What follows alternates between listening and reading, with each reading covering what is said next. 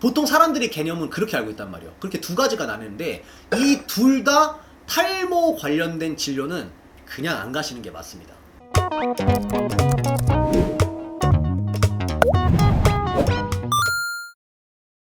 우리가 이제 털업에 항상 방송을 하면 맨날 얘기하는 게 탈모약의 중요성에 대해서 정말 강조를 많이 하는데, 그 탈모약을 처방받기 위해서라면 병원 진료를 봐야 된다. 어차피 처방전이 필요하니까. 그 얘기를 이제 맨날 소리치니까 사람들이 오케이 알겠어, 탈모약 중요한 거 알겠는데 그러면 어디 병원 가야 되는데 병원 추천 좀 해주세요. 이 얘기가 제일 많잖아요. 그렇죠. 지금 이 시간 똑 부러지게 정해서 알려드리겠습니다. 어떻게 골라야 되냐? 그치, 진짜 중요한 거니까 많은 분들 꼭 이 영상 보시고 그대로만 따라하시면 됩니다. 그냥 아예 딱 정해드릴게요. 우리가 병원을 직접적으로 추천하는 게 의료법 위반이다 보니까 어디를 가라 이렇게 얘기를 하지 않잖아요, 라이브에서. 그렇게는 절대 얘기할 수가 없고, 두 번째 이유로 제대로 똑부러지게 말 못하는 이유가 그 병원이 나한테는 되게 좋은 병원인데 시청자분들, 이 환자분들이 갔었을 때는 좋은 병원이라고 또 얘기할 수 있느냐라고 하기가 되게 애매한 거야. 그러니까 의사 선생님이 나한텐 친절해, 저분들한테는 안 친절할 수도 있고, 그날의 막 컨디션에 따라서 술 먹고 다음날 출근해가지고 승질나가지고 짜증나서 제대로 안 봐줄 수도 있는 거고. 의사로서 괜찮은 거 물론 맞아요? 그러면 안 되지만 일단 우리 채널을 보고 있는 사람들 중에 병원에 가본 사람들이 꽤 있잖아.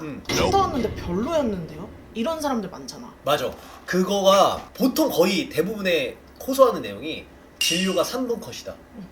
5분도 안 돼서 끝났다. 그러니까 당연히 만족도가 떨어질 수밖에 없지. 그치. 그러면 과연 좋은 병원이냐고 얘기하는 거야. 솔직히 말해서 성지라고 불리는 병원들 좋았냐? 대부분 3분 컷이다. 진짜 환자가 많기 때문에 어쩔 수 없이 진료 자체를 3분에서 5분을 넘길 수가 없어. 딱 봐도 그럴 수밖에 없다니까, 상황상. 병원 오픈 시간이 8시인데 그러면은 대충 이제 오픈하기 전 한 20분 전쯤 가봐야지. 걷는데 줄이 30-40명 대기가 있었어요.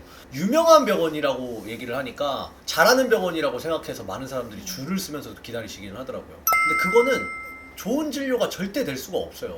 제가 직접 받아본 거기 때문에 이건 정확하게 얘기할 수 있는데, 네, 들어오세요. 자, 고개 숙여보세요.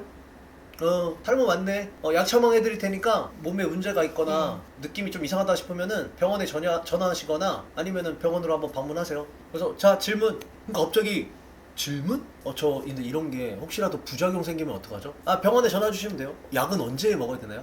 아침 저녁 다 상관없어요. 아무 때나 드시면 돼요. 24시간에 한 번만 먹으면 돼요. 그러면 이러다가 할 말이 없으니까 나오는 거야. 이게 평균적으로 보통 병원들이 그럴 수밖에 없다니까요. 그러니까 이게 좋은 병원이라고 얘기하기가 되게 애매한 거지. 그 정말 괜찮은 병원이 있는데도 얘기를 할 수 없는 것은 의료법 위반 때문이고, 이걸 얘기를 해도 나한테 맞는 병원이고 좋은 병원인지는 사실 주관적인 것 때문에 얘기할 수가 없다. 이런 걸 좀 말씀드릴 수 있는 거죠. 그럼 그런 얘기를 해보자. 피해야 될 곳이 있을 거 아니에요. 그렇게 좋지 못한 병원이다라고 판단을 하는 기준 자체도 없는 사람들 있잖아. 내가 뭘 보고 그걸 판단해야 되는지 몰라.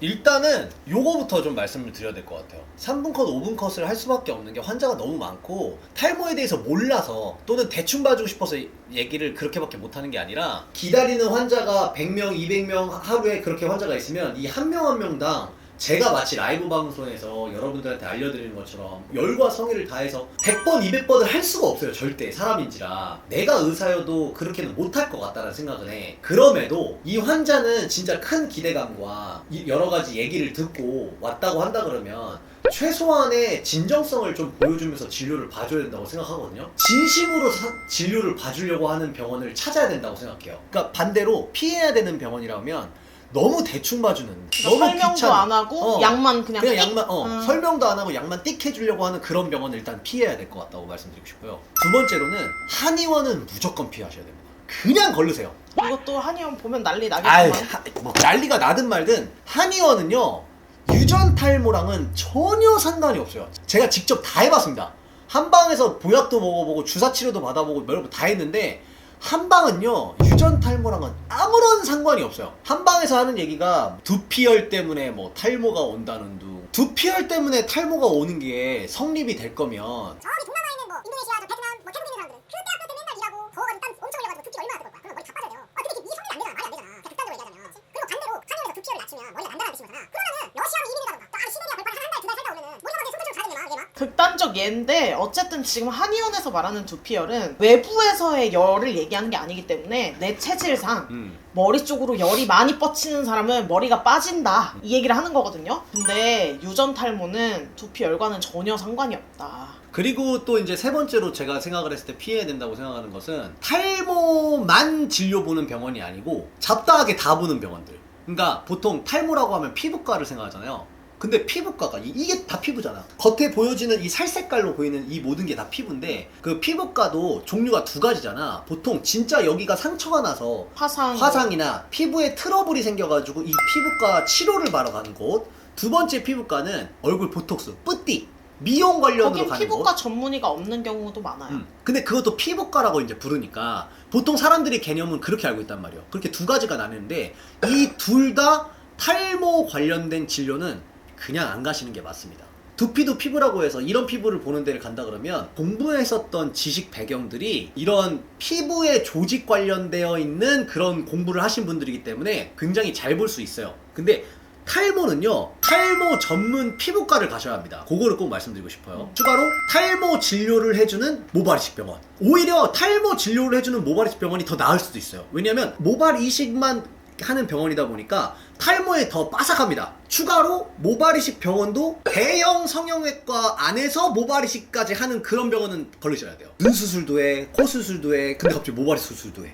이런 데들은 걸리셔라. 그 다음에 아까 잠깐 나왔었던 내용인데 조합약을 처방해주는 병원을 걸러야 한다. 조합약은 나중에 좀 진하게 다룰 거지만 조합약은 피나와 두타 계열의 단일약 하나, 그 다음에 미녹시딜 한 알, 그 다음에 이뇨제, 그 다음에 추가적으로 병원마다 다르지만 간보호제, 위보호제, 여러가지 뭐 영양제들 이렇게 해가지고 메인 필두인 앞에 세 가지 이상의 약을 조합해서 처방해주는 약을 조합약이라고 부르는데 이 약을 처음 약을 처방받으러 왔는데 환자한테 그냥 냅다 조합약부터 먹어라 라고 처방해주는 그런 병원은 걸르십시오. 나중에 진하게 다루겠지만 좀 위험한 약이기도 하고 실제로 너무 셉니다. 그래서 필요 없이 너무 센 약을 처방해주는 거기 때문에 순서를 거르고 너무 세게 처방을 해주다 보니까 처음부터 그렇게 먹을 필요가 없어요. 그래서 그런 약을 처방해주는 병원도 걸르셔야 한다. 어쨌든 우린 지금 부정적인 얘기를 했으니까 그럼 반대로 여기가 좋은 병원인지를 확인하는 방법이 있죠 또. 그렇죠. 아, 이게 진짜 많은 분들이 궁금해하실 텐데 여기서부터 잘 들으셔야 돼요. 이런 병원은 꼭 가면 좋다. 이런 것들의 리스트를 저희가 알려드릴 테니까 잘 들으시고 꼭 체크를 해두시면 좋습니다. 원장님의 경력은 무조건 봐야 됩니다. 아까도 계속 윙님이 얘기를 하셨지만 탈모는 케이스를 많이 봤냐 아니냐가 정말 중요한 거거든요.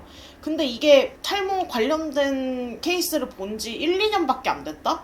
몇 번이나 보셨겠어요 그분이. 아, 데이터베이스가 안 쌓여있다는 거죠. 그럼요. 오케이. 그래서 이제 경력을 봐야 된다. 자, 그리고 내가 병원에 갔어. 내가 간 날부터 사진을 기록해 주는지가 상당히 중요합니다. 아, 이게 너무 중요해요. 제가 예전에 처음에 진료 보러 갔을 때 사진으로 찍어주거나 이랬었던 병원이 아니었었어요. 약을 먹었는데 결론적으로 이거를 판단할 수 있는 기준은 내가 혼자 내가 체감을 해야겠더라고.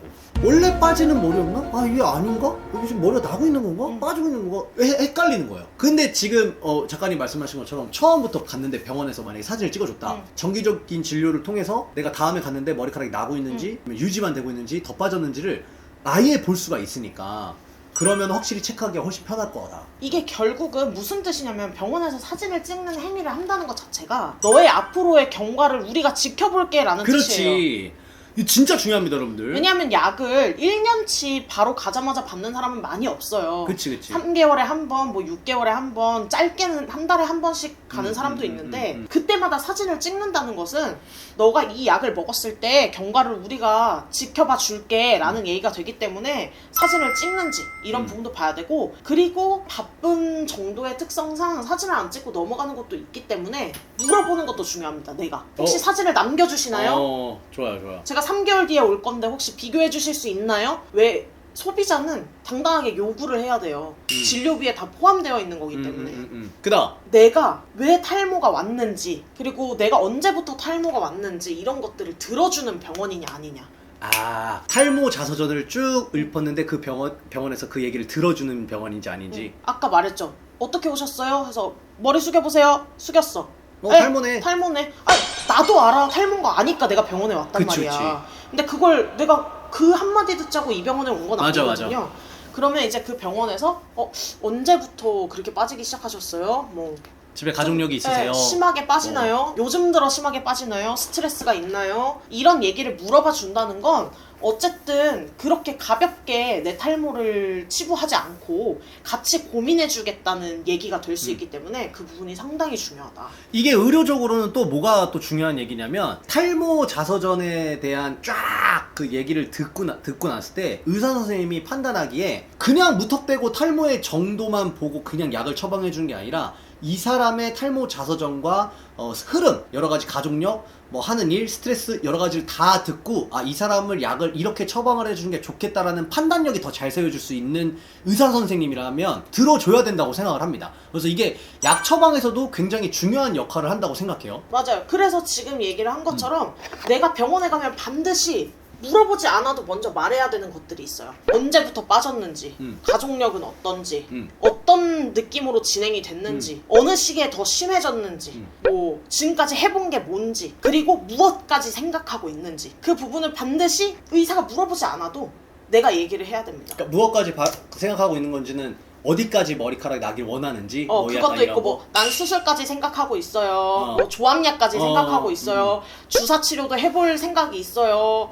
나는 가발까지도 생각하고 있어요. 이 얘기가 중요한 이유가 뭐냐면 내 지금 상태가 너무 심해. 그럼 사실 모발 이식만으로는 해결이 안 될 수도 있고 약만으로는 해결이 안 될 수도 있단 말이야. 그럼 의사가 그 얘기를 들어야 같이 계획을 세워줘요. 근데 보통 이제 환자분들은 그냥 머리가 빠지니까 그냥 갈 거란 말이죠. 물론 의사 선생님이 뭐 얘기를 하거나 뭔가를 해주면 좋긴 하겠지만 모르면은 내가 공부를 해서 가야 될 필요성이 분명히 있습니다. 그래서 마지막 제일 중요한 포인트는 내가 앞으로 가야 될 방향을 같이 제시를 해주는지 아닌지입니다. 근데 의사도 그 얘기를 해주려면 밑바탕에 본인들이 지식이 있어야겠죠, 이 사람에 대한. 아, 오케이. 첫 번째가 첫 번째가 의사 경력. 근데 이거 어떻게 확인해? 적으면 나옵니다. 원장 이름을 적으면 인터넷에? 네. 오. 몇 년도부터 활동했는지 내가 찾아볼 수 있어요. 이 의사가 어떤 병원에 몇 년 이렇게 써있진 않아. 근데 뉴스 기사, 블로그 기사 그런 것들 이런 것들이 이 의사가 이때도 활동을 했네?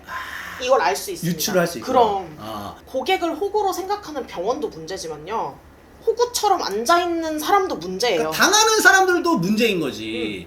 그러니까 광고를 때렸는데 그 광고를 보고 홀리듯이 사는 사람도 문제인 거야. 그러기 때문에 공부를 하셔야 돼요. 추천받아가지고 병원 어디 갈지 이게 중요한 것도 물론 있겠지만 그것보다 내가 나에 대해서 공부를 하지 않으면 의사 선생님한테 모든 걸 기대해서 했다가는 실패할 확률이 높아져요. 물론 약 먹고 그냥 무성하게 나면 다행이지 약에 대한 효과를 많이 볼 수 있다라고 생각하면 큰 오산입니다. 큰일 납니다. 큰일 나.